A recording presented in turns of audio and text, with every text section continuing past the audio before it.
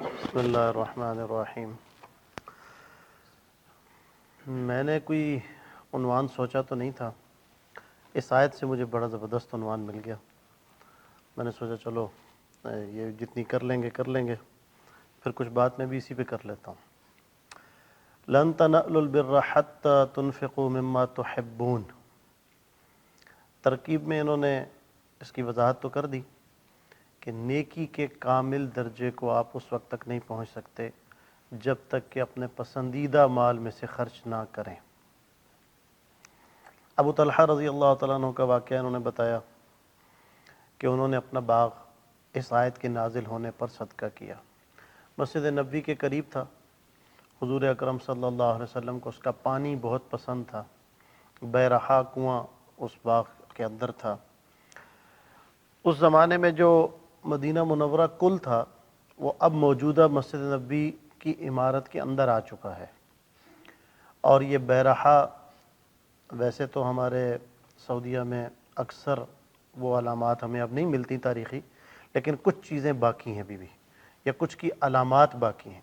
بیرحا کنواں جو ہے، بیرحا باغ میں جو کنواں تھا جس کا پانی حضور اکرم صلی اللہ علیہ وسلم کو پسند تھا، اگر وہ اس کا نشان آپ دیکھنا چاہیں تو مسجد نبوی میں جب آپ باب فہد سے داخل ہوتے ہیں، جیسے یہ قبلہ اس طرف ہے، باب فہد اس طرف سے، جو احد کی طرف سے درمیان کا دروازہ ہے مسجد نبوی کا، جب آپ اس سے داخل ہوں، مثلا اگر یہ دروازہ درمیان کا شمار کیا جائے تو اس سے داخل ہو کے تھوڑا سا یہاں آئیں اور بائیں طرف کو پہلا یا دوسرا ستون ہے، مجھے اب صحیح طرح یاد نہیں، پہلا یا دوسرا ستون، اس کے پاس آپ کارپیٹ اٹھائیں تو آپ کو نیچے گول رنگ کے 3 کالے رنگ نظر آئیں گے۔ سفید ماربل کا سارا فرش ہے، اس پہ انہوں نے کالے 2 ماربل ہی کے پیسز ڈال کے اس میں کالے کلر کے 3 انہوں نے رنگ بنائے ہوئے ہیں۔ وہ علامت ہے اس بات کی کہ اس جگہ پر وہ کنواں تھا۔ ابھی بھی آپ اس جگہ کی نشاندہی کر، ایسے مسجد نبوی کے اندر بہت ساری زیارات ہیں اس زمانے کی جو کسی نہ کسی درجے میں کچھ نہ کچھ باقی ہیں، اگر ہم ان کو دیکھنا چاہیں تو دیکھ سکتے ہیں۔ یہ تو اس باغ کی بات۔ یہ جو خرچ کرنا ہے نا، یہ انفاق، خرچ کرنا، یہ شریعت میں مستقل ایک عنوان ہے، مستقل ایک باب ہے، اور یہ ہمارے کاموں میں ایک کام ہے۔ اللہ تعالیٰ نے قرآن پاک میں جو ارشاد فرمائے ہیں زکوٰۃ سے متعلقہ، وہ الگ ہیں۔ زکوٰۃ سے ہٹ کر اللہ تعالیٰ نے خرچ کرنے کا بھی ہمیں حکم دیا ہے۔ انفقوا مما رزقناکم، جو کچھ ہم نے تمہیں دیا ہے اس میں سے خرچ کرو۔ جو اللہ نے ہمیں دیا ہے اس میں سے ہمیں خرچ کرنے کا حکم ہے۔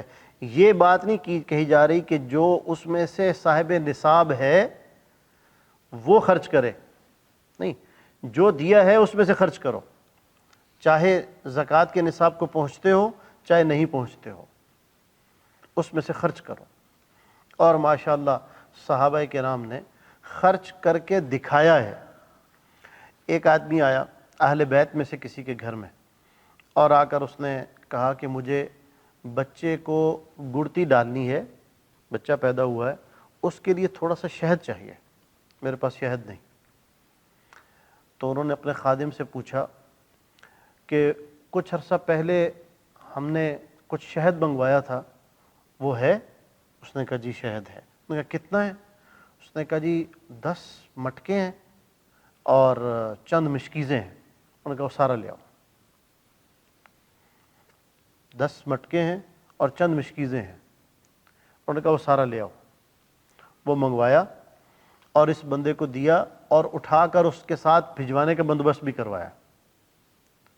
بعد میں خادم نے کہا آپ نے سارا ہی شہد اس کو دے دیا، اس نے تو گڑتی ڈالنے کے لیے شہد مانگا تھا، تھوڑا سا شہد اس کے لیے کافی تھا۔ تو انہوں نے کہا اس نے اپنی حیثیت سے مانگا تھا اور ہم نے اپنی حیثیت سے دینا تھا، تو انہوں نے اپنی حیثیت سے دیا۔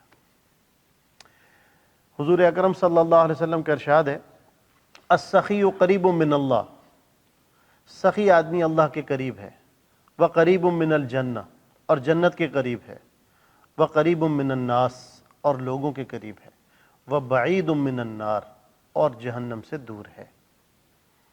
والبخیل بعید من اللہ، بخیل آدمی خرچ نہ کرنے والا آدمی وہ اللہ سے دور ہے، وبعید من الجنہ، وہ جنت سے دور ہے، وبعید من الناس، وہ لوگوں سے دور ہے، وقریب من النار، اور وہ جہنم کے قریب ہے۔ شیطان کہتا ہے کہ مجھے عابد بخیل سے اتنا ڈر نہیں لگتا جتنا مجھے جاہل سخی سے ڈر لگتا ہے۔ عابد ہے، بہت عبادت کرتا ہے، ساری رات نوافل پڑھتا ہے، سارا دن روزہ رکھتا ہے، لیکن بخیل ہے، مال نہیں خرچ کرتا۔ وہ کہتا ہے اس کا بخل اس کو جہنم میں لے جانے کے لیے کافی ہے۔ ایک جاہل ہے، دین کو جانتا نہیں، وہ نہ لمبے چوڑے نوافل پڑھتا ہے، نہ وہ لمبے چوڑے روزے رکھتا ہے، نہ اس کی لمبی چوڑی عبادتیں ہیں، لیکن وہ سخی ہے، خرچ کرتا ہے۔ وہ کہتا ہے میں اس سے ڈرتا رہتا ہوں کہ اس کی سخاوت اس کو جنت میں لے جائے گی۔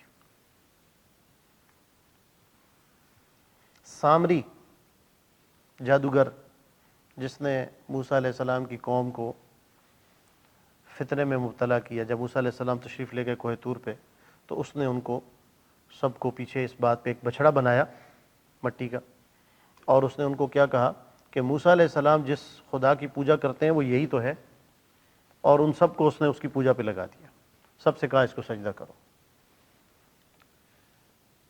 سب نے اس کو سجدہ کر لیا۔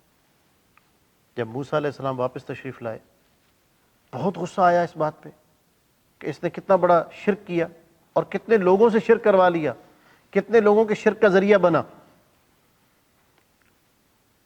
تو اللہ تعالیٰ کی طرف سے حکم آیا کہ ان سب کو قتل کر دو۔ جب سامری کو قتل کرنے لگے تو فرشتہ فوراً آ گیا کہ اللہ تعالیٰ کہہ رہے ہیں اس کو چھوڑ دیں۔ بڑے حیران ہوئے موسیٰ علیہ السلام کہ اس کو کیوں چھوڑیں، یہ تو سب کے قتل کا ذریعہ اور سبب بنا ہے۔ تو اللہ تعالیٰ نے جواب میں یہ اور مجھے سخی کا قتل ہونا پسند نہیں ہے، یہ سخی ہے اور مجھے سخی کا قتل ہونا پسند نہیں ہے، تو اس لیے اس کو چھوڑ دو، یہ اپنی موت خود مر جائے گا، ہمارے پاس آئے گا، ہم اس کا حساب کتاب کر لیں گے۔ اتنے بڑے گناہ کے بعد بھی سخاوت اس کو دنیا میں بچا گئی۔ اتنا بڑا عمل ہے سخاوت اور خرچ کرنا۔ ایک اہل بیت میں سے ہی ہیں، حضرت علی رضی اللہ عنہ کی اولاد میں سے، مجھے نام صحیح یاد نہیں، غالباً حضرت جعفر ہیں۔ وہ کسی سفر میں گئے تو بارش شروع ہو گئی، جیسے یہاں کے صحرا ہیں وہ آپ کے علم میں ہیں۔ بارش شروع ہو گئی تو کسی کے گھر ٹھہر گئے۔ وہ خود بھی بڑے سخی ہیں، جن کی یہ میں بات کر رہا ہوں وہ خود بہت سخی ہیں۔ ان سے کسی نے پوچھا آپ نے اپنے سے زیادہ سخی کسی کو پایا ہے؟ انہوں نے کہا ہاں میں نے عربوں کے بدوؤں کو اپنے سے زیادہ سخی پایا ہے۔ انہوں نے کہا وہ کیسے؟ اس پہ انہوں نے یہ واقعہ سنایا کہ رات کو بارش ہو گئی اور میں کہیں ہم کسی ایک جگہ خیمہ دیکھا، ایک آدمی کو پتہ چلا کہ وہ یہاں اس کا کوئی وہ ہے مزرعہ اور اس میں وہ ٹھہرتا ہے، تو ہم بھی اس کے پاس ٹھہر گئے۔ اس نے ہماری مہمانی کے لیے اونٹ ذبح کیا اور اس نے اونٹ کا کلیجہ بھون کے لا کے ہمیں کھلایا۔ تو وہ کھانے پر انہوں نے کہا نعم الکبد، کیا کمال کی کلیجی بنائی ہے۔ تو اس نے دوسرا اونٹ ذبح کیا، پھر اس نے تیسرا اونٹ ذبح کیا، پھر اس نے چوتھا اونٹ ذبح کیا۔ اس نے 10 اونٹ ذبح کر دیا اور ان کے کلیجے نکال کے لا کے کھلانا شروع کر دیا۔ کہا میں نے اس کو اپنے سے زیادہ سخی پایا۔ ایک اور موقع پر اہل بیت میں سے ہی کسی کا واقعہ ہے، اہل بیت بڑے سخی رہے ہیں۔ وہ بھی ایسی سفر میں گئے، کسی کے ہاں ٹھہرے، اس نے ان کے لیے اونٹ ذبح کیا۔ اگلا دن آیا، بارش کی وجہ سے وہ سفر میں آگے نہیں جا سکے، اگلا دن آیا، اس نے دوسرا اونٹ ذبح کیا۔ تو انہوں نے کہا اللہ کے بندے کل پورا اونٹ ذبح کیا تھا تم نے، تو آج دوبارہ اونٹ ذبح کرنے کی کیا ضرورت ہے؟ اس نے کہا میں اپنے مہمان کو تازہ گوشت کھلاتا ہوں، میں مہمان کو باسی نہیں کھلاتا۔ فریج نہیں تھے نا اس زمانے میں، اب تو ماشاءاللہ آسان ہو گیا کام بہت۔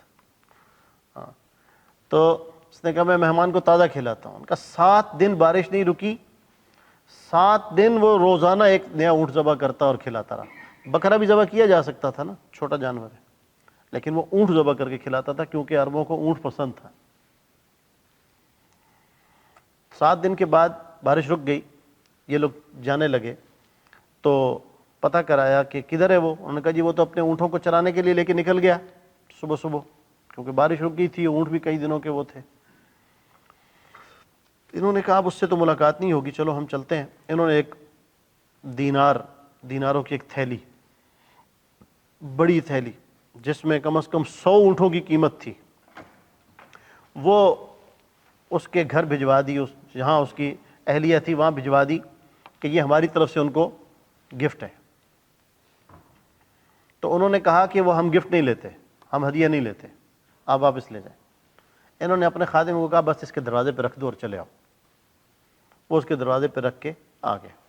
یہ اپنے اونٹ پہ بیٹھے اور چل پڑے. کئی میل کا سفر کر چکے تھے تو آواز آئی پیچھے سے. انہوں نے دیکھا تو وہی بدو اونٹ پہ بیٹھا ہوا اور اونٹ کو دوڑا کے لا رہا، اور نیزہ بھی ہاتھ میں، اور ایک ہاتھ میں اس نے وہ دیناروں والی تھیلی بھی اٹھا رکھی ہے. ان کو آواز دے کر رک جاؤ رک جاؤ. یہ کہتے ہیں ہم رک گئے. پیچھے مڑ کے دیکھا تو کہتا ہے اپنی تھیلی لے لو. تو انہوں نے کہا یہ ہماری طرف سے ہدیہ ہے. اس نے کہا میں اپنی مہمانی نہیں بیچتا. میں نے کہا ہم نہیں لیں گے. اس نے کہا یا تھیلی لے لو ورنہ یہ نیزہ تمہارے سینے میں ماروں گا. تو انہوں نے وہ واپس کیا اور پھر واپس چلا گیا.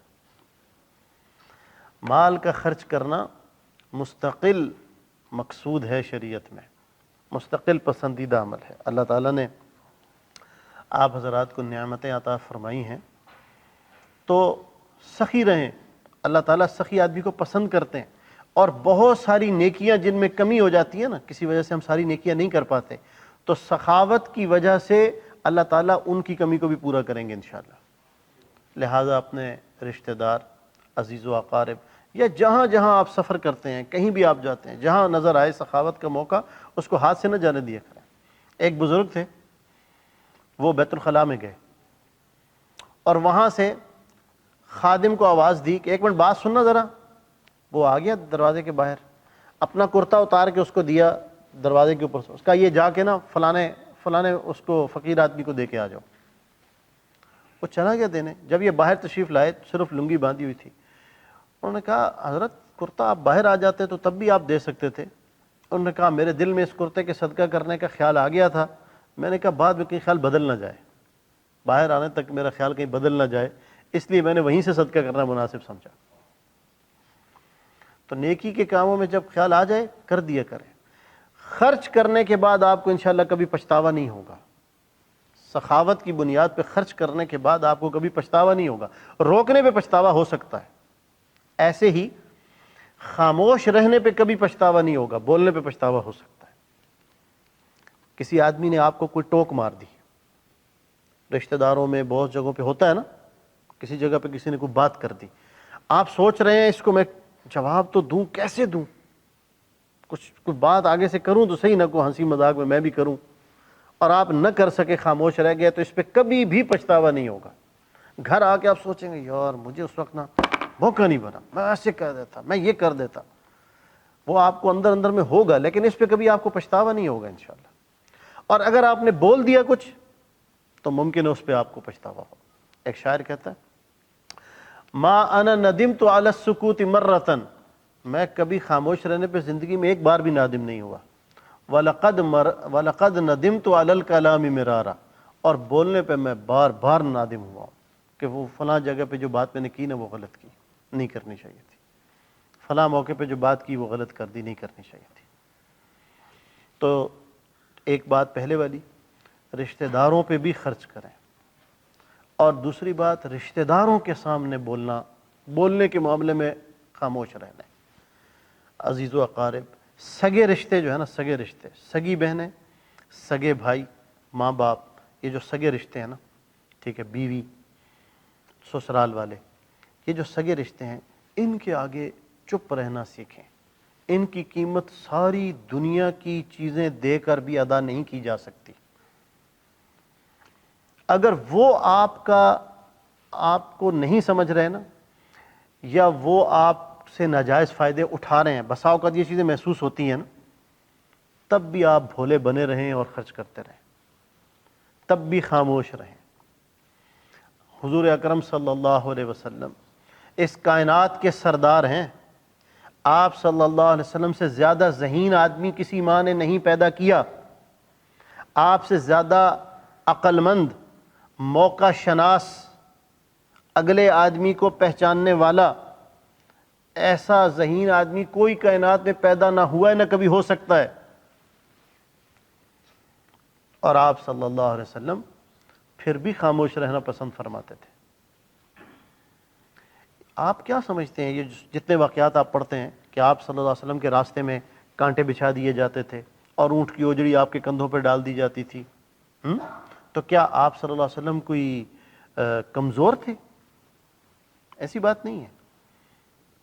آپ صلی اللہ علیہ وسلم سرداروں کی اولاد ہیں، اور سب کو پتا تھا کہ عبد المطلب کے بیٹے ہیں، تھے تو عبد المطلب کے پوتے، لیکن چونکہ آپ کے والد جلدی فوت ہو گئے تو عبد المطلب کے بیٹے سے مشہور ہو گئے تھے، تو سب کو پتا تھا کہ عبد المطلب کے بیٹے ہیں، اور عبد المطلب سردار ہیں قریش کے۔